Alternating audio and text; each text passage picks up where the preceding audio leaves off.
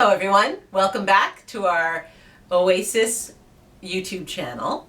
I'm Dr. Carroll and this is Dr. Meg, and we are the chiropractors at the Chiropractic Family Wellness Center, as you know, housed in Oasis in Scarborough. And today we're going to talk to you in this season about mindful eating.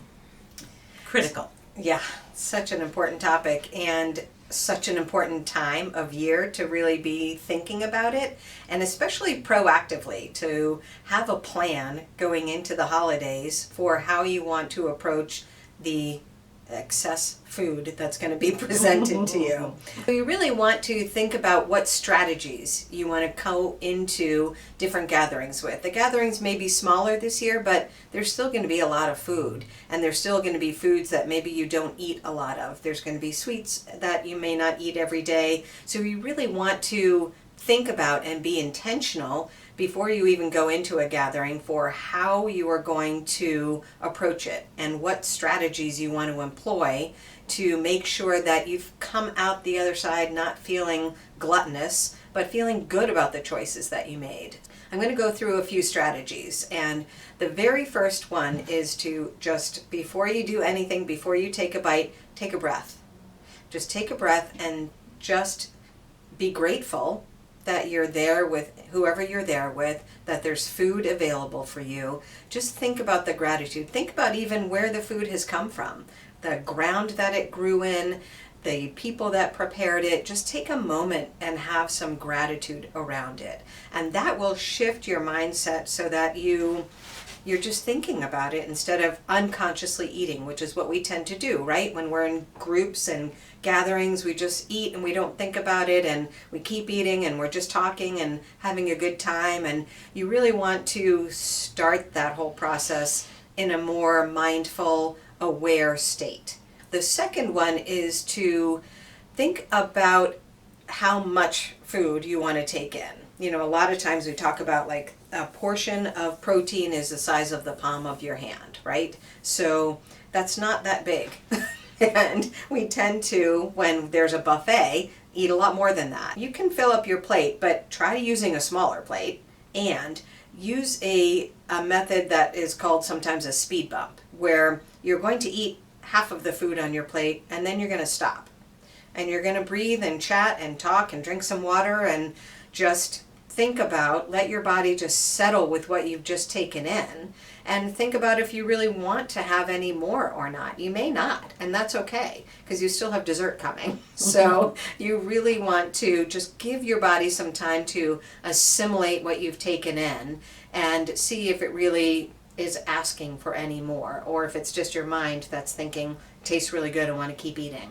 One of the things that it made me think of that when Dr. Meg was speaking about that, my dad used to speak to us all about making sure that we were present with our food, as Dr. Meg spoke about, but he also spoke about chewing our food. When I was little, I think the number was 20. We had to take 20 bites of each mouthful. And to me that it just seemed impossible. You know, I would take 5 and it would halfway down my gullet. And we had a naturopath here doing a talk on food, and he spoke of many of these wonderful techniques Dr. Meg was talking about, but one of the things he spoke about was chewing 30 to 40 times. And I was like, what? But please, chew your food. It's part of digestion. It starts right here. That's why our teeth health are so important. Our mouth saliva begins digestion. So if this gorgeous food that was prepared and put on your plate and you want to use it for nutrition, not just for the taste of it, you have to chew it. And you have to get it to a place where when it passes past your mouth, it's ready to be digested.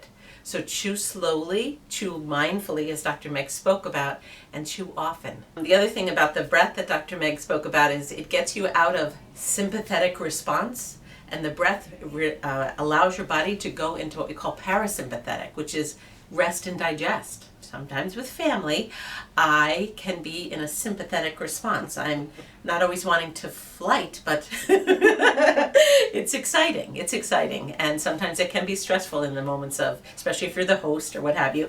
So the breath will bring you back into that. Your nervous system will begin to realize, oh, I'm not running away. I'm going to sit and actually eat. So another piece that's important.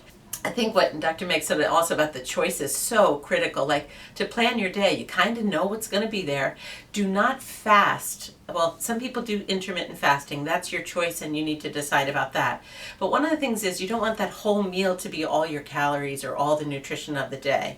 You want your system to be having had some nutrient value through that day before you enter that meal, so that you're not in a fasting mode where everything's going to go into a digestive mode for a place where you haven't had any caloric intake. So be careful with that as well. I really recommend pausing. You know, we talked about the speed bump, but also when you've decided that you've eaten enough, take a break. Yeah. You know, get out of the dining room, go take a walk, whatever you need to do before the next course or dessert or whatever is happening next. And take a break from the alcohol, take a break from all of it. Just give your body time to really assimilate and reconnect again. Do some good breathing, like just reconnect again with, and ask yourself, like, am I actually really hungry? That's a very good question to ask. And understand that sometimes emotionally we're hungry, sometimes mentally we're hungry, but we're not physically actually hungry. So being able to, when you ask yourself that question, am I really hungry? It's a very important question. And then you can maybe just have a couple of bites of dessert rather than 6 pieces of pie and feel really terrible afterwards.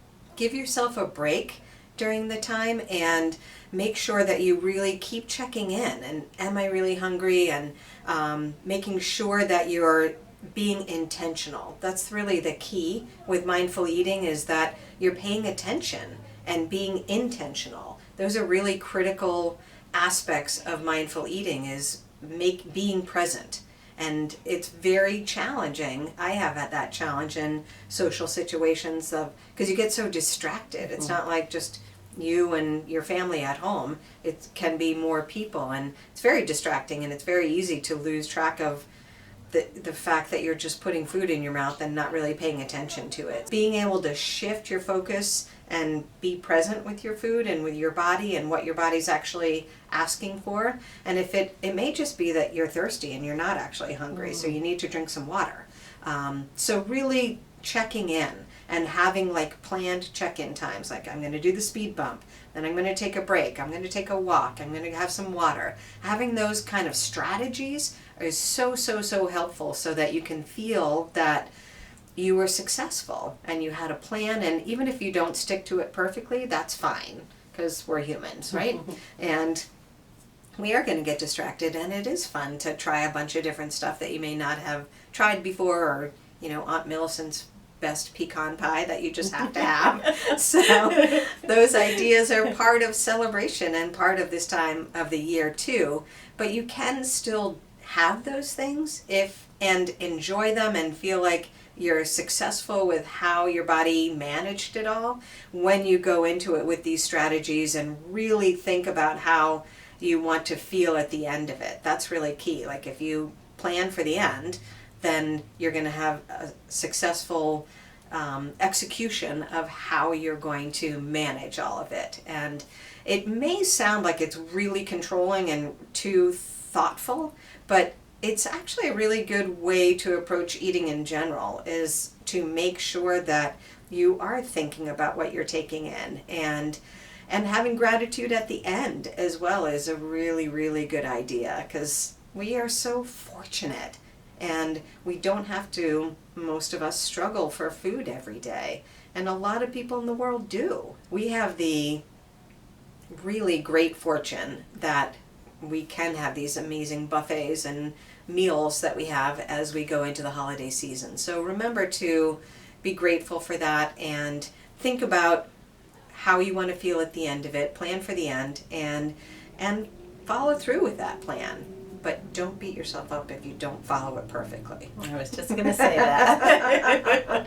Exactly. So thank you so much for being with us, and we look forward to seeing you at our next YouTube channel.